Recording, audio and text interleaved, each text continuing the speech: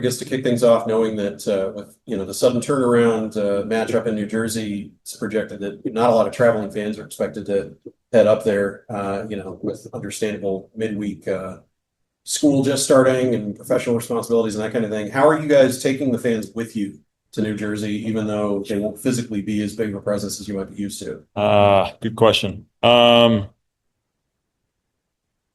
Difficult because it's the first time we played a neutral match. So I think first and foremost, the aspect of to kind of separate the question, our group inside the training facility, we've already talked about it this morning, is going to be so essential to this entire trip because we're going to be spending a lot of time together and we'll essentially feel like we're taking 40 to 50 people, from inside that facility to go into an area that we don't know against a team that's, not a familiar foe, and in a site where it's going to be, maybe more Toluca fans than Austin fans. So I think that's the first part I have to separate because there is an immediate group that's there that has to just be really together. In terms of the fans, I very much so understand that it's a Wednesday, in New Jersey. But what I can say in my 3 years here is everywhere we've gone, there's been Austin fans, and I can't say that about other clubs. So if that speaks volumes in itself, that there's Austin fans around the United States, that they find a way to travel, I would say that's an expectation from us as players, but that should be kind of what the club's now standard is that they have built up such a fan base that there is an expectation that there's fans at every game, and I think that's a credit more to the club than anything. So I can't directly answer your question because I can't speak for them, but I can say from inside of our group, we spoke about that. And obviously anybody who can join us as the 40, 50 that are traveling, and that may be less, maybe it's only 30, but we'll take all the help we can get. I mean, speaking from the position of those 3 years of experience, when you guys go on those away trips and you've got a small pocket of away fans, you guys specifically look for them early on to see where the people are. No doubt. That's one of the first things we ask before we walk out is where are the away fans? Let's see where they are and let's acknowledge them. They spend a lot of money to travel where they come from, and even if they're from that area, they're spending their own money to come and watch us play. There's always an understanding as a professional athlete that other people are spending their hard-earned money to watch you play. So the bare minimum is to acknowledge them, and I think even more so, you have to give everything for them. So when it comes to a game like this, where there's, in my opinion, there should be no expectation there's going to be Austin fans. I know there will be because that's just what Austin does.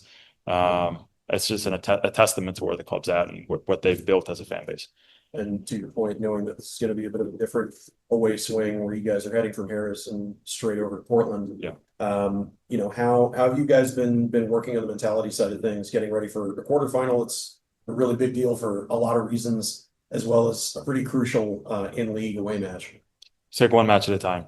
Right? You cannot think at all about Portland right now. Obviously, that is an important game, but there's no thought about that at all. And there was no thought about Toluca, honestly, when we played against Philadelphia. It's now about Philadelphia being done. It's about Toluca, and we've already started looking at stuff this morning. So take it one game at a time. But obviously, this game comes with a lot more, precedence with what's there, for both the League Cup, but also for the club and our history and everything. So, the full focus is on that, and then we'll manage Portland on the 6-hour flight to New Jersey and start working from there.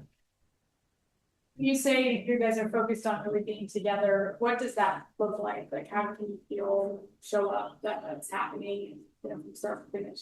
At this point of the season, it's every player, whether you're playing or not, is bought in. Some guys are going to travel on this trip. They're not going to play at all. Some guys are going to play both games.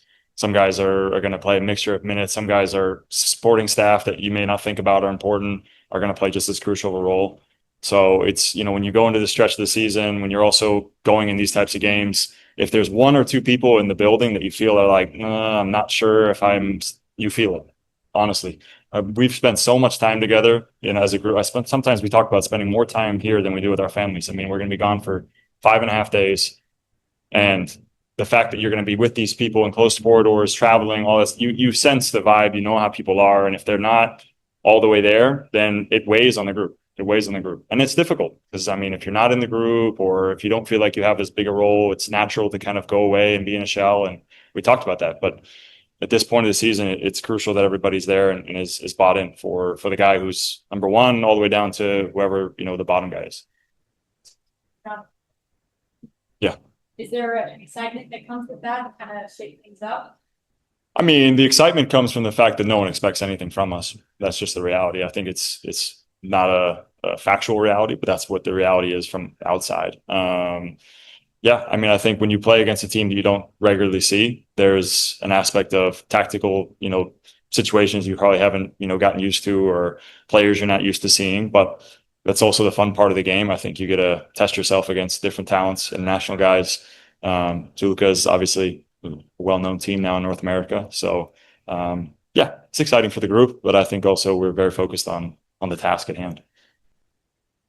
To your point about kind of, whether you're in the starting group, whether you're not, that kind of thing, finding a level of buy-in. One of the things that's been discussed, not saying necessarily that I agree with it 100%, is what is there to play for every player on the team. My impression is that every single one of you guys wants to show yourselves for as good as you can be, whether you're looking to transfer out, whether you're looking to still be in Austin when Jim takes over in December. What have you seen from your fellow teammates when it comes to whether they're in the main group or not? Yeah. Making sure that they're showing their best performance that they can. It's difficult for me to answer it from that perspective that, like, you're playing for, next year, you're playing for Jim coming in, you're playing for me, I play for personal reasons. I play for representing my family. I play for representing, all the work I've put in my career. And I think that's first and foremost for a player who's been doing this now 11 years. You got to find personal motivation, and you got to have personal drive. If you don't, then the external stuff is going to be there for a game or two, and then it's going to go away. You play for whatever reason. But I think for guys, that's the biggest thing right now is personal pride. What are you playing for is not just about for right now. It's what have you played for your whole career, and what do you hope to still achieve?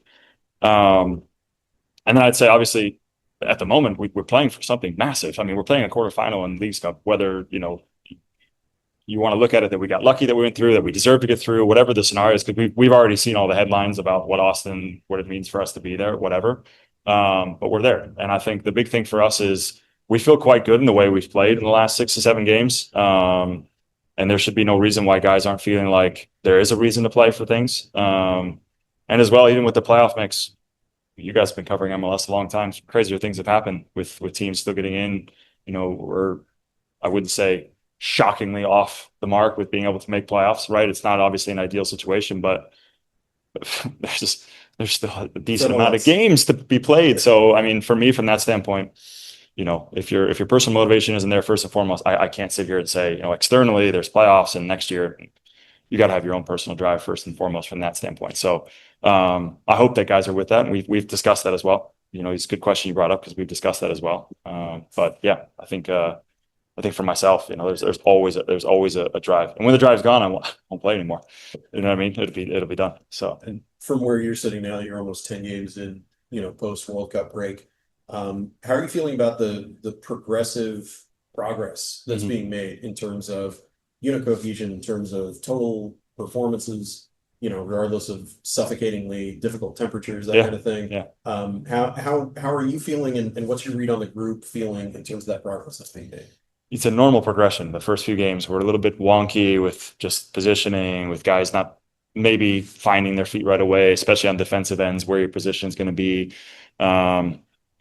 Obviously it was probably good that we got a result against Seattle right away. And then it was probably also good that we didn't get 2 results against Houston and Colorado, because it was a kind of wake up call that we're not there yet. We only worked on the system for a few weeks. But Leagues Cup has started to come together. And I feel like even the last few games, the difficult thing is the system is so taxing, demanding, in terms of like the work ethic that you have to put in, whether you're a wing back, side center back. The 2 center mates have a lot of work to do with the double pivot. And then the front 3 managing usually 4 guys is also really difficult. So there's also a fitness component, getting up to speed with what Davey's asking. And that's taken time. I mean, you look at the first few games from the numbers we put together versus now, the numbers are much higher because we're able to put out that output. And then as well with the ball, once you find your rhythm with where your position is supposed to be, the chemistry starts to come together, it becomes a lot easier. So the progression has been normal, but I think, we're at a point now, we talked about this before the Philadelphia game, where we should be very confident in what we're doing and where we at. I don't think there was that feeling before Leagues Cup, but I think it's definitely there now. I guess just one more, talking about having been here for 3 years, you're a league veteran, been doing this for 11 years. Is this, you touched on things from the high performance department, facilities, that sort of thing, best you've seen in MLS in the past. Yeah. How eager are you to not just continue at Austin, but, maybe even see out your career here? Definitely. I mean, obviously that's not always up to me, right? Like, and I have an expiring contract at the end of the year. So there's definitely thoughts of, what's to come next. But I think the best thing I've always taken from my career is to be very short-minded when it comes to that stuff.